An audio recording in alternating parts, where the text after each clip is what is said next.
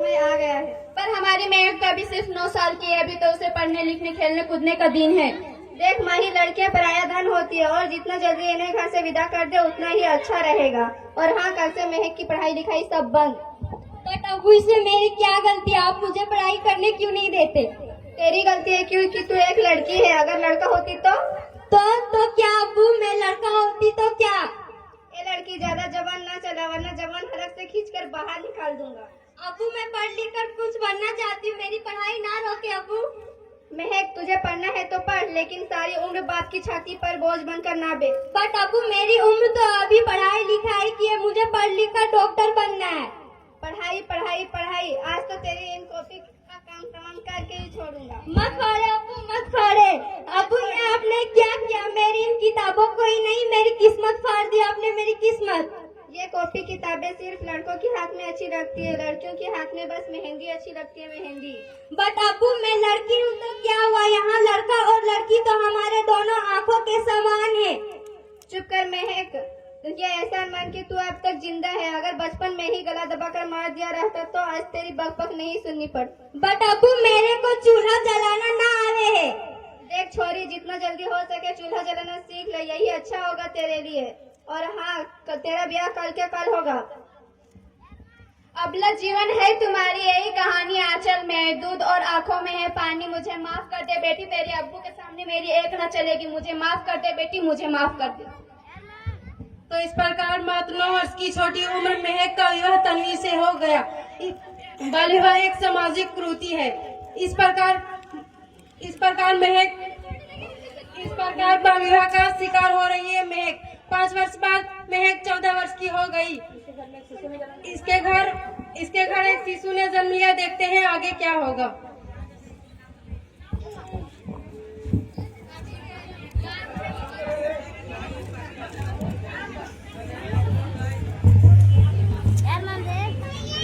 देखिए ना, इसे क्या हो गया है। इसका माथा तो अंगार की तरह गर्म हो गया। इसे तो बहुत तेज बुखार है। माही जल्दी से डॉक्टर को बुला के आओ। जी हाँ, बुला रही हूँ। आप भी ना कुछ भी बोलते हैं, दीजिए मुझे। अल्लाह की दुआ से अब इसका माथा ठंडा हो रहा है और बुखार भी उतर रहा है। उठो बेटा, उठो बेटा, उठो, तुम्हें तुम्हारी माँ बुला रही है। उठो बेटा, उठो। देखिए ना इसे क्या हो गया, ये आंखें भी नहीं खोल रहा है। उठो बेटा, उठो। आप चुप क्यों हो? उठो बेटा, उठो। महक, ये अब आंखें कभी नहीं खोलेगा। नहीं, ऐसा नहीं हो सकता। मेरे बेटे को मुझसे कोई अलग नहीं कर सकता। पागल मत बनो महक। माहिद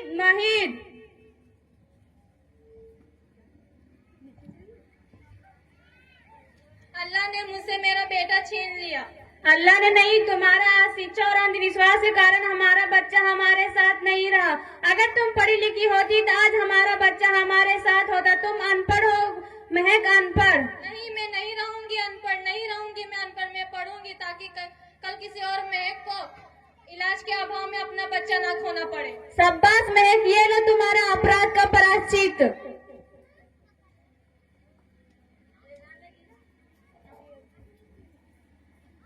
महक, तुम्हारा 12वीं का परिणाम आ गया है। तुम पूरे कॉलेज में प्रथम स्थान अर्जित की है।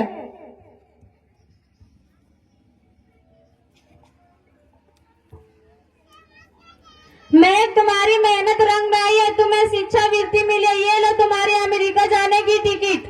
मुझे शिक्षा वृत्ति मिल गई, मैं अमेरिका जा रही हूँ। पर ये सब मैं अकेले कैसे कर पाऊंगी? महक, तुम अपने आप को इतना कमजोर क्यों समझ रही हो? फिर इतना पढ़ने लिखने का क्या फायदा? तुम अब भी गंवार की गंवार। तो इस प्रकार मात्र 9 वर्ष की छोटी 7 अप्रैल 1995 को महक अमेरिका के लिए पेंसिल्वेनिया के लिए रवाना हुई और 3 साल बाद डॉक्टर ऑफ मेडिसिन की डिग्री हासिल की। इधर महक का पिता का तबीयत बहुत ही खराब है। देखते हैं आगे क्या होता है।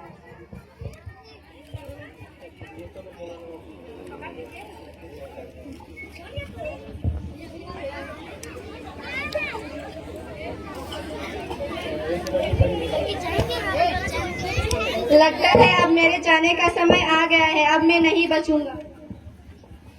ऐसा मत बोलो माहिल, मैंने सुना है शहर के सिटी हॉस्पिटल में अमेरिका से डिग्री लेकर कोई बड़ा डॉक्टर आया है, एक बार वहाँ चल के दिखा लेते हैं। हाँ सही बोलो भैया, कम से कम दिल की तसल्ली तो मिल जाएगी। हाँ चलो चलो जल्दी हॉस्पिटल चलते हैं।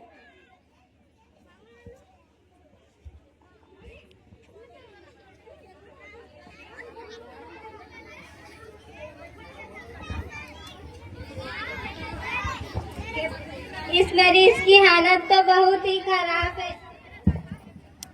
इस मरीज की हालत बहुत ही खराब है, कोई चमत्कार ही इसे बचा सकता है।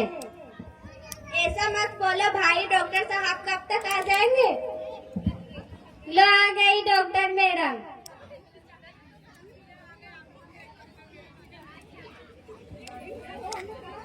डॉक्टर मैडम जल्दी देखिए, मरीज की हालत बहुत ही खराब है।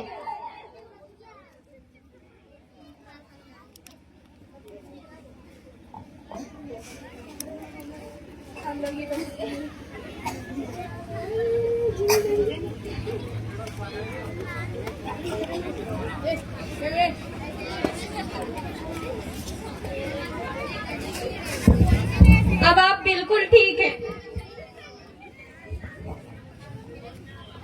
मौत के मुंह से आपको बचाया है डॉक्टर मैडम ने। डॉक्टर मैडम ने मुझे बचा लिया, मुझे मिलना है doctor madam. Doctor madam, doctor साहब नहीं, डॉक्टर मैडम बोलो। डॉक्टर मैडम, उन्होंने ही तुम्हें जीवन दान दिया है। लो आ गई डॉक्टर मैडम। डॉक्टर मैडम आपका बहुत बहुत धन्यवाद, आपने मेरी जान बचाई। इसके बदले में मैं गरीब भला आपको क्या दे सकता हूँ?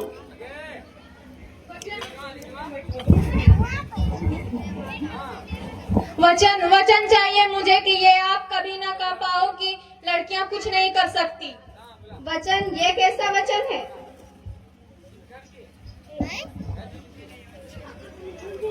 अरे माहिर, तुमने पहचाना नहीं, ये तुम्हारी बेटी महक है। तो बैठे तुम।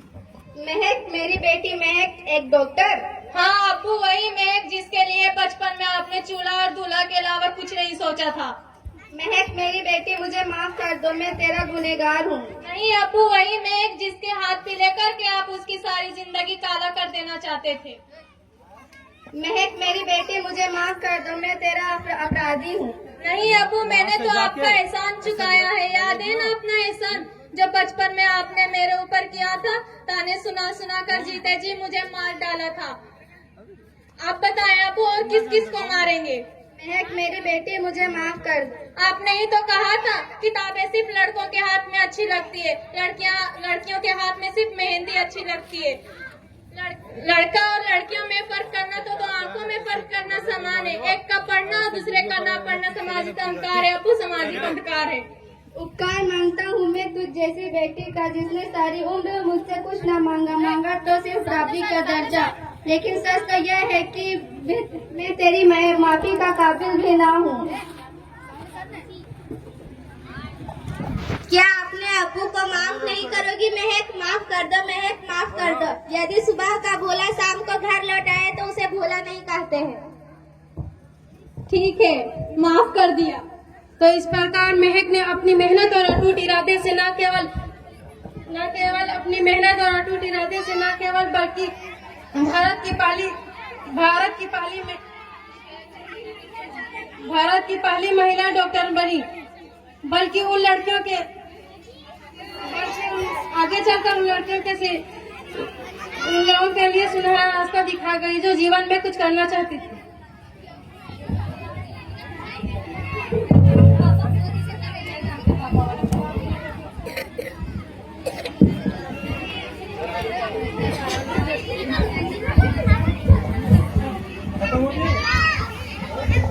खत्म हो गया सब।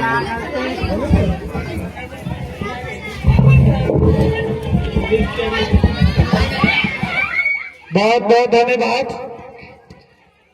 जिन्होंने इस बच्चे ने आप लोगों के जो पेश किए इससे तात्पर्य यह था कि आज हम लोग बेटा और बेटियों को